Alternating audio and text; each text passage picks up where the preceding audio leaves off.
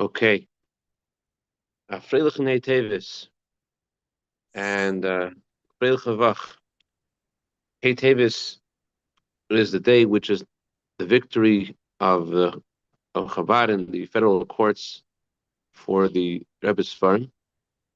And the Rebbe spoke about this medrash, which says that, hold on a second.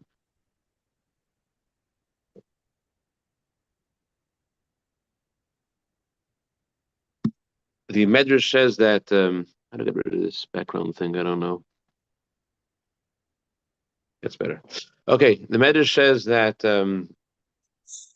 there was a spirit, a ruach, an angel, that came to this rabbi, and he told the rabbi that there is a not good angel, an unfriendly angel coming to town, and in order to ward off the angel, everyone in town should come to the river bank with noisemakers, with pots and pans, and when the signal is given, said the angel to the rabbi, everyone should scream out, Dida Natsach, victory is ours. And sure enough, the angel gave the signal. Everyone came out, the men, women, and children of the town, their pots and pans, and they all screamed, victory is ours. And the angel told the rabbi that the impure um, spirit has left the town.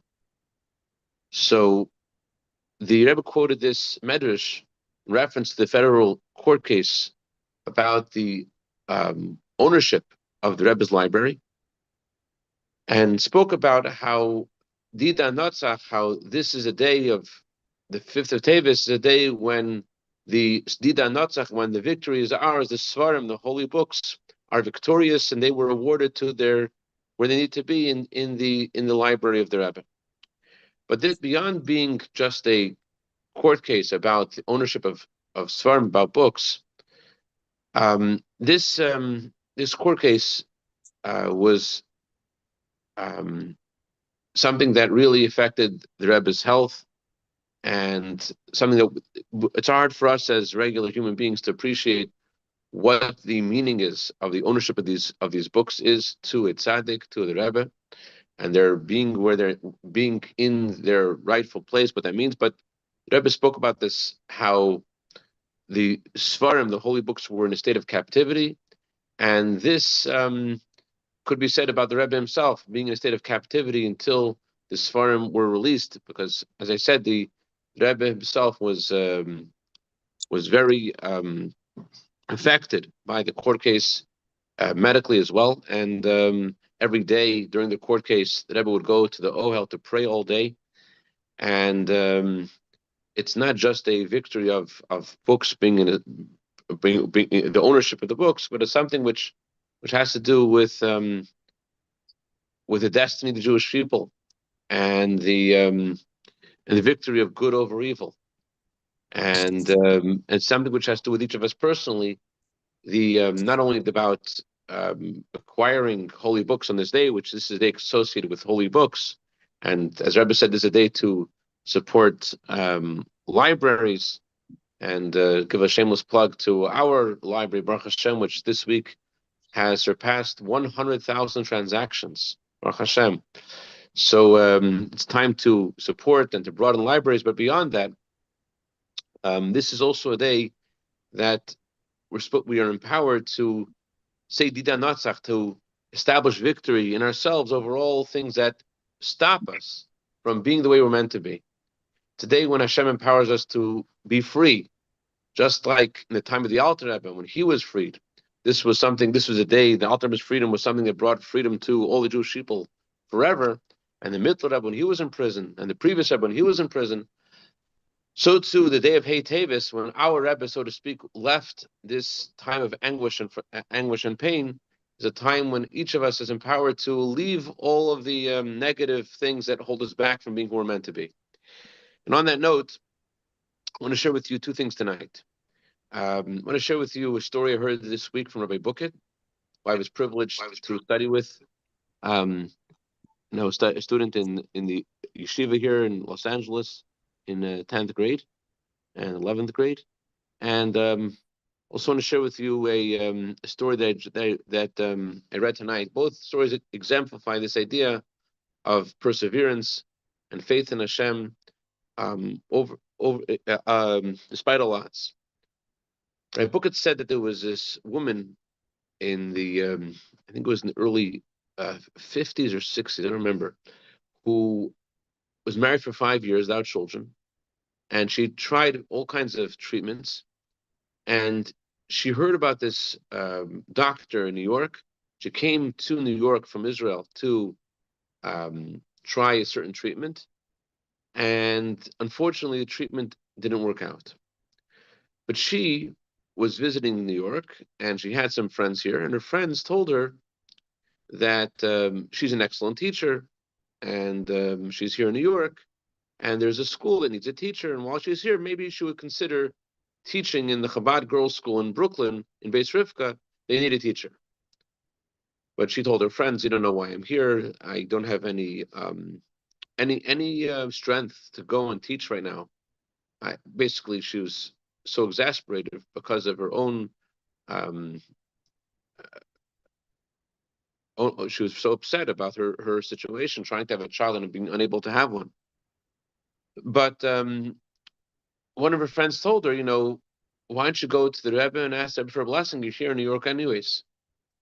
And she thought that was a good idea. And she told the principal of the girls' school, Rabbi Shimon Majesky's father, Shalom, that she would like an audience with the Rebbe. And he's thought that he'd be able to procure an audience with the Rebbe because the school needed a teacher. So if she would be willing to teach, if the Rebbe's advice, then certainly this would be something that would warrant an audience a question to be asked the Rebbe. Let me rephrase this. The way the Rebbe had said it was she wanted to go back home. They were pressuring her to take this teaching job. They said to her, "Why don't you ask the Rebbe?" She said, "That's a good idea. I'll ask the Rebbe." And when she was about to go to the Rebbe, Rabbi Majesky said to her, "Whatever time you finish your audience with the Rebbe, I want to find out if the Rebbe advised you to take this teaching job. So call me up whenever time it is. I want to hear." So she wrote a long 8-page letter to the Rebbe describing all the challenges that she had in having a child, in these 5 years of marriage, what she had done, and how upset she was that she wanted a child, she couldn't have one. And she wrote these 8 pages, and as she's standing in front of the Rebbe, she was fidgeting because she realized that the only reason that she was given this audience was because the school needed a teacher, and she was supposed to ask the Rebbe if she should teach. And the Rebbe saw that she was concerned about something. The Rebbe asked her, "What's the issue?" And she said, "I didn't write the main thing I was supposed to ask, which was, should I accept this teaching position?" And the Rebbe responded that because of taking care, because she would take care of the children of the Rebbe, of the previous Rebbe, and his students, he viewed as his children. The previous Rebbe viewed his students as his children. She would take care of his children. She would teach. This would be a blessing for her to have children of her own. That the previous Rebbe would take care of her children. She would take care of the Rebbe's children, and this would be a blessing for her to have her own children. So she was very ecstatic. Okay, she accepted the position. This is Pesach time. And again, she was a very gifted teacher. So she could finish the year with these next 3 months with her students. And she really was able to help them develop and learn as with her talents as a teacher. And at the conclusion of the year, as was customary then, all of the students would go into the Rebbe's room and they would have an audience with the Rebbe. So the teacher would go in with the students, and she went in with the students to the Rebbe, and the Rebbe commented and said, after the students left, and the Rebbe spoke to the students, the Rebbe said to her, "Because you took care of the Shever's kinder, of my father-in-law's children, this is certainly a blessing for you to have your own children." She returned to Eretz Yisrael, and Baruch Hashem, she merited to have 7 children. That's a story Rabbi Bucket shared. He shared this story this week in LA, and he also shared this story a few months ago when he was visiting New York. And he said that when he was in New York, he shared this story, and someone else shared the following story, which I heard from him this week. He said that there was another young man attending the Fabrengen, the Chassidic gathering, where he was sharing the story. And the young man turns to his father after he hears this story. He says, "Why don't you say your story?" He turned to his father-in-law rather. And the story was like this. This young man's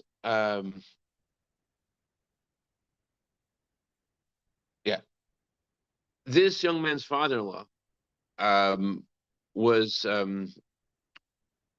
hold on, I'm mixing up the story 1 second. Hold on. Yeah. There was this woman who was pregnant, and she had a very difficult pregnancy. And every other week she was going back to this hospital in New York because of her issues in pregnancy. And all these issues made her very familiar with the hospital staff. And there was one nurse in this hospital in Brooklyn who was not religious, but had a lot of questions about Judaism. And so she asked this woman's husband, maybe you have someone I could ask my questions to. I have a lot of questions about Judaism, and I'm curious, is there some rabbi you could suggest that maybe I could go to ask for a blessing to ask for advice for my questions? So this man wasn't from Chabad, but he knew that the Rebbe would be a very good address to address this woman's questions, and he told her to write a letter to the Rebbe. So she said to this man, the husband of this lady who had this hard pregnancy, she said that I'm going to ask him one question. If I like how he answers this first question, I'll ask him another 3 or 4 questions I have about Judaism. So she sent her letter to the Rebbe, and miraculously, the divine inspiration, the Rebbe not only answered the one question that she sent, the Rebbe also answered the other 3 or 4 questions that she had. The Rebbe answered all the questions that she had in the same letter. She was so excited and so shocked that she went back to the hospital, and next time this woman came in with her husband, she told them what had happened, what the Rebbe had said, and she said to them, "I don't understand you guys. Why don't you go to the Rebbe and you ask them for a blessing for your children, for your pregnancy?" And they took her advice, and they went to the Rebbe, and the Rebbe gave a blessing to them for a healthy child, and the Rebbe gave an additional blessing. The Rebbe wrote a letter to them. They will merit to take their child to his wedding. And so they very very excited, of course. Baruch Hashem, they had a healthy child despite all the doctors' concerns about her birth, and she gave birth, Baruch Hashem, to a healthy child. And years later, when this woman unfortunately had a very serious health condition, her husband took the letter of the Rebbe to her, and he reminded her. The Rebbe said, "We'll take our child to marriage." And Baruch Hashem, this woman, Ein Gesund, is still around, as is her child, Baruch Hashem. That was the story that Rabbi Bukat shared. I want to share with you another story, which also highlights this idea of perseverance and trust in Hashem, and Dita Natzach, and the idea of victory over all odds and all obstacles, and the power of the neshama to not be affected by whatever's going on. This story was shared in various occasions, different versions, but just recently was just published a fascinating account that was written by Rabbi Malka Kozliner. Malka Kozliner, Olav Shalom, was one of the greatest Chassidim in Soviet Russia, teaching Torah underground, and he said to his children that the Rebbe had instructed his father, Rabbi Chaim Shner Zalman Kozliner, that he should write down his memoirs but Reb Chaim Shneizalman Kozliner had a very hard time writing them down. So Ramotel said that he needs to write them down because his father couldn't do it. It took a lot out of him. But really, Reb Motel Kozliner, when he was writing this, he was trying to convey this in the year that he was mourning for his mother. His mother passed away in 2000, and he wanted to write down his mother's memories, the memoirs about his mother. But it was just like he said about his father. He was talking about himself. It was very, very difficult for him. And he spoke and he wrote and he cried and he wrote and he spoke. And when he finished, and he had everything put together, um, so those who had put it together for him, his family, they asked him, "Can we publish it now?" And he said, "Not yet." It was hard for him. It's a different kind of people. It's hard for him just to share with everyone his personal, private stories. And so it was left like that for 2 years. It was not printed, and then during those 2 years, Ramotel himself passed away. And those who wrote it, Shmuel Raskin, um, didn't have the papers. They lost them. They just discovered these papers after 24 years. So it's just published now, the memoirs of this of Rav Motel Kozliner about his mother, Tzipa. So I'll share a few things from the memoirs. Hopefully, maybe next week I'll share some more. So basically, Tzipa Kozliner, she was, her maiden name is Gorelik, and her father, Reb Chaim Elazar Gorelik, was a prominent school teacher, or I shouldn't really say school, underground teaching Torah during the hard time in Soviet Russia. He did this during the time of during the Rebbe Rashab's leadership, and it was, of course, something which was fraught with grave danger. And he continued doing this for 50 years, teaching Torah under the eyes of the Soviet regime. Reb Chaim Elazar Gorelik himself had a very serious health issue, and the doctors thought that he would not be able to make it. And he had a something that in his lungs that basically made it impossible for him to live. And he traveled to Lubavitch to visit the Rebbe Rashab. The Rebbe Rashab told him that before he goes to sleep every night, he should prepare rye bread and butter.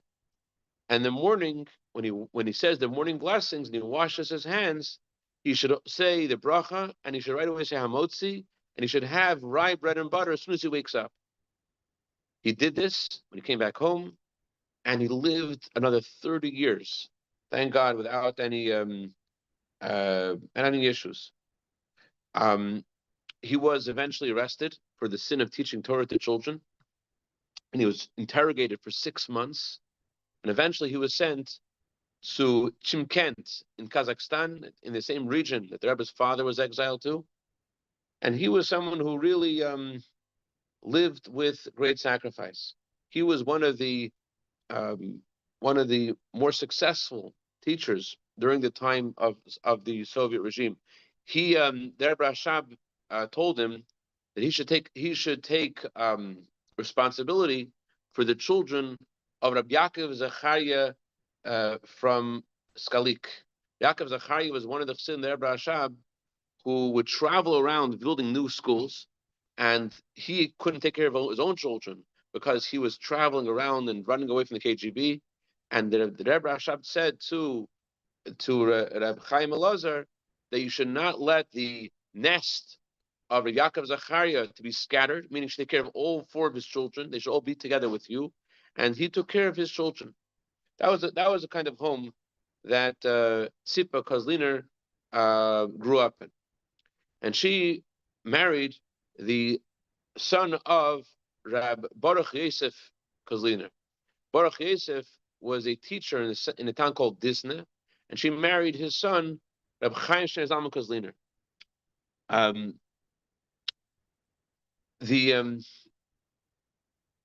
This Baruch Yosef, this teacher, the father of Rab Chaim Shneizalman, was also a school teacher, and he has a very interesting story. He was involved in helping many yeshiva students escape from conscription in the Red Army. he would he would pay off various he would gather money and he would pay off various government officials and he would bribe them so that they would allow Jews to be exempt from serving in the army. But a delegation came to the town he was living in Disna, and they were bent on discovering all of the bribes, and one after another, people were being arrested. And he knew it was only a matter of time before they arrested him because he was heavily involved in bribing so many officials, and people were arrested left and right. Those who bribed were arrested. The officials that were bribed were arrested. And so he right away traveled to the Rebbe Rashab. He knew that he was going to be arrested if he stayed there. He came to the Rebbe Rashab. According to the way Rabbi Rafal Khan says the story, he wasn't the Reb Nachman, who worked in the office of the Rebbe Rashab, didn't want to give him a private audience, although Baruch Yosef said that it was very important that he should see the Rebbe Rashab, but Reb Nachman didn't recognize him. I know how this fits with the way Rabbi Matalkoziner shared the story, because Rabbi Matalkoziner said that my great grandfather, Rabbi Avram Mayor, would say that whenever Baruch Yosef visited Lubavitch, everyone would speak, "Our Baruch Yosef is here." But the way Rabbi Folkel Khan writes the story, he says that Rabbi Nachman didn't recognize him, didn't know who he was. Be it as it may, as Matalkoziner writes the story, he managed to get an audience to the Rebbe. Rabbi Folkel Khan said he wrote a note to the Rebbe Rashab saying, "I need to immediately speak to you." And the next person who went to Rebbe Rashab's room brought a note in from Rabbi Baruch Yosef, and the Rebbe Rashab told Rabbi Nachman, let him in. Either way, he comes into Rebbe Rashab, and he asks Rebbe Rashab, he knows he's going to be arrested, he doesn't know where to move to. Where should he escape to? Should he try to escape to Kremenchuk or to Poltava? He knows he can't stay in Disna. Where should he move to? So Rebbe Rashab asked him, why should you leave Disna? So Baruch Yosef said the whole story, that he's going to be arrested. He bribed all these officials. Why he's going to be arrested. So Rebbe Rashab asked him two questions. Does anyone know that you traveled here? He said, the only one who knows is my wife. Then the Rebbe Rashab said to him, were you honest with the money that you collected? In other words, since money is a thing that people often stumble with, so you collected this money, did you use the money for yourself, or is it all used for the officials that you needed to bribe? So he said that he was very careful. He didn't have any benefit at all from this money. The Rebbe Rashab took out his clock, his watch, and he said, I think you have enough time to catch a cab to go to the this train station. If not, you use my horse and go straight to the train station and go back home, and you'll be okay. So he managed to get the last cab, he got to the train station, and the next morning he's back home in Disna. And he's completely distraught, worried that he's going to be arrested, as many others were already arrested in Disna. A few days later, a friend of his, Rabbi Yaakov Reuven Meller, comes to his home, and he says to him, Mazel Tov, Mazel Tov. What's a Mazel Tov? Yaakov Reuven was he had quite a garden, and he would sell vegetables to various prestigious government officials.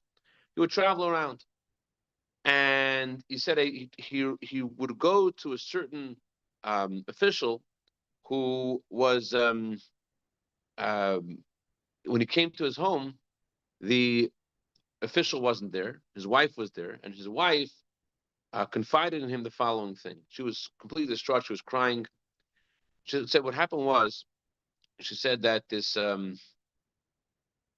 her husband was talking to a certain clerk, and the clerk had presented to him this letter about Rab Baruch Yosef. That Baruch Yosef is guilty of all these acts of bribery, and this delegation is coming to examine the evidence. And in addition to this letter about Rab Baruch Yosef, another letter came and the clerk is looking at the letter, and he's realized this letter is all about this official. This official, basically, who was the house he was in. He was he was he had his superior officer, um, and he and this lower ranking officer were both involved in a bribe, and the lower ranking officer um, had accepted the bribe. The superior officer found out about the bribe, and the superior officer was like, "Why didn't I get a cut in the deal?" So the lower ranking officer gave a cut to the superior officer, but this is all discovered by the KGB. So the superior officer was arrested, and when he was arrested, he was like, "Why should I be the only one suffering?" And he shared about the lower ranking officer, and so a letter came in the mail, and the clerk is looking at the letter in the home of the man who was being accused of this crime. He gets this letter, is looking at the letter while he's sitting at the table with a guy who's being accused of this crime, and he shows him the letter. He shows him the letter that he is being accused, that his superior officer had ratted on him from jail, and he's going to be examined and accused as well. So as he takes the letter from the clerk, didn't want to give him the letter, but he begged him, he gave him the letter. The second he gave him the letter, the door opens, and who comes in? Comes in this delegation that had come from the KGB to do this examination, what just walked in. So he was so frightened that they would see the letter, he immediately threw the letter into the fireplace. But when the KGB gave the KGB another letter, and the KGB realized, and the letter actually that he gave the KGB was a letter about himself. The letter he threw in the fireplace was a letter about Rabbi Baruch Yosef Kozliner. So this woman had told this whole story to Rabbi Yaakov Reuven Meller, and saying that that her husband was just arrested because of all the evidence that this delegation had found, but this other guy is off the hook. So that's why Rabbi Yaakov Reuven came to the home of Rabbi Baruch Yosef Kozliner, the Melamed of this, and he told him, "I want you to know, Mazel Tov, you're off the hook." And Baruch Hashem, he was never arrested. He was, once the letter of all of his crimes was burnt, no other warrant for his arrest ever came.